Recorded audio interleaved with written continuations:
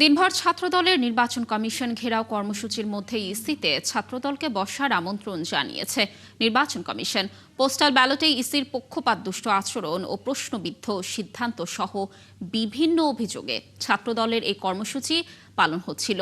নির্বাচন কমিশনে রয়েছেন আমাদের সহকর্মী সাজিদ সরকার, আমরা সরাসরি যুক্ত হচ্ছি তার সাথে।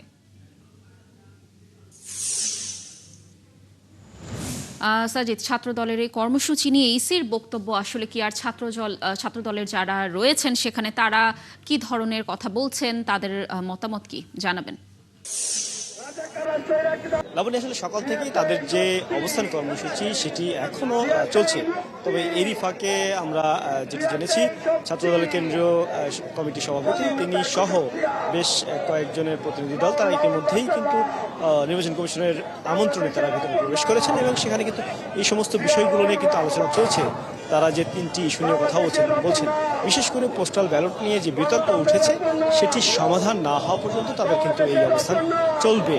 এবং এখনও আমরা দেখছি যে সন্ধ্যা পেরিয়েছে, তারা কিন্তু অবস্থান করছে। এখানে কিন্তু ছাত্রদলের কেন্দ্রীয় পর্যায় থেকে শুরু করে মহানগর সহ সারা দেশের বেশ কিছু নেতাকর্মী আছে। আমরা একটু জেনে আসতে চাই, এই যে আপনাদের অবস্থান কর্মসূচি আন্দোলন চলছে, এটা আসলে কতক্ষণ নাগাদ চলবে? ইতিমধ্যে একটি কমিটি আছে, এখন পর্যন্ত কি সিদ্ধান্ত এসেছে জানেন? দেখেন, আপনি জানেন যে কারণে আপনারা জানছেন যে কি কারণে আমরা এখানে দাঁড়িয়েছি। আমাদের সিদ্ধান্ত স্পষ্ট। আমাদের বাসা যেটা হলো, দীর্ঘ 17 বছর আমরা এই ভোটার অধিকারের জন্য আন্দোলন সংগ্রাম করেছি, রাজপথে ছিলাম। এখনো পর্যন্ত সেই আঘাতের মার নিয়ে আজকে এখানে আমরা অবস্থান করেছি শুধু আমাদের ভোটার অধিকার রক্ষার জন্য। আজকে যদি 5ই আগস্টের পরে ফ্যাসিবাদ হাসিনা পালিয়ে যাওয়ার পর যদি আবারও যদি ভোটার অধিকারের উপরে কোনো আঘাত সৃষ্টি করতে চায় কেউ, যদি এই ফ্যাসিবাদের আমি ঢামি নির্বাচনকে যদি লুঙ্গির নিচের যদি ইঞ্জিনিয়ারিং ইলেকশন করার চেষ্টা করে, তাহলে আমরা তাদেরকে বিন্দু পরিমাণ ছাড় দেব না। আমরা এখানে অবস্থান করতেছি। আমাদের কেন্দ্রীয় ছাত্রদলের প্রেসিডেন্ট সেক্রেটারি সহ ছাত্রদল কেন্দ্রীয় সংসদের একটি টিম গেছে। ওই টিম আসার পরে যে সিদ্ধান্ত হবে, আমরা সেই সিদ্ধান্তে বেসরকারি বিশ্ববিদ্যালয় ছাত্রদল এখানে কর্মসূচি বাস্তবায়ন করবে এবং আমরা অবস্থান করবো এখানে। ধন্যবাদ।